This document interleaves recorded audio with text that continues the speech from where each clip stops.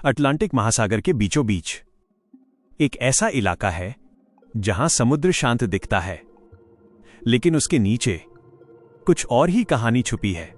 कहा जाता है जो यहां गया वो कभी वापस नहीं आया।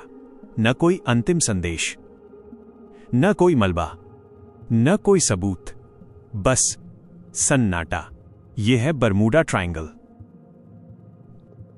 मियामी, बरमूडा द्वीप और प्योर्टो रिको, इन तीन बिंदुओं को मिलाइए और बनता है एक ऐसा त्रिकोण जिसमें सैकड़ों जानें निगल लीं। समुद्र यहां अचानक उग्र हो जाता है, आसमान पल भर में बदल जाता है और दिशा दिखाने वाला कंपास मानो पागल हो जाता है।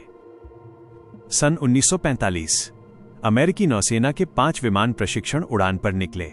सब कुछ सामान्य था।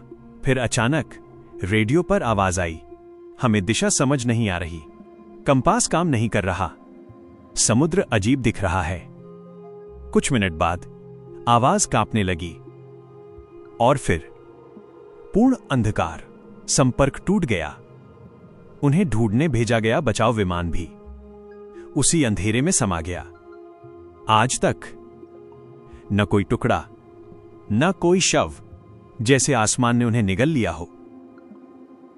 सन 1918 एक विशाल जहाज यूएसएस साइक्लॉप्स 309 लोगों के साथ सफर पर था।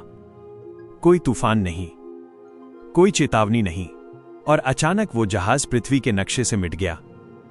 इतने बड़े जहाज का एक भी टुकड़ा कभी नहीं मिला। क्या समुद्र ने उसे निगल लिया या कुछ और था जो इंसानी आंखों से परे है? डरावनी थ्योरीज। कुछ लोग कहते हैं यहां एलियन गतिविधियां होती हैं।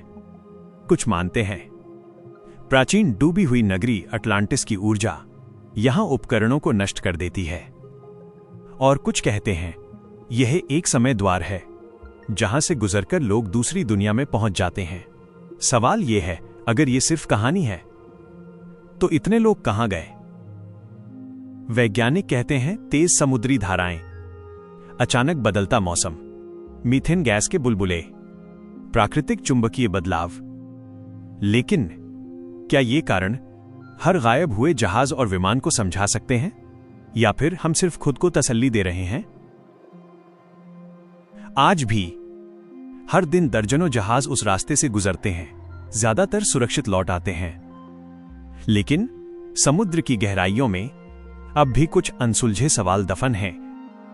और शायद बरमूडा ट्रायंगल कोई शापित जगह नहीं, बल्कि वो आईना है जो हमें याद दिलाता है कि प्रकृति के सामने इंसान आज भी बहुत छोटा है।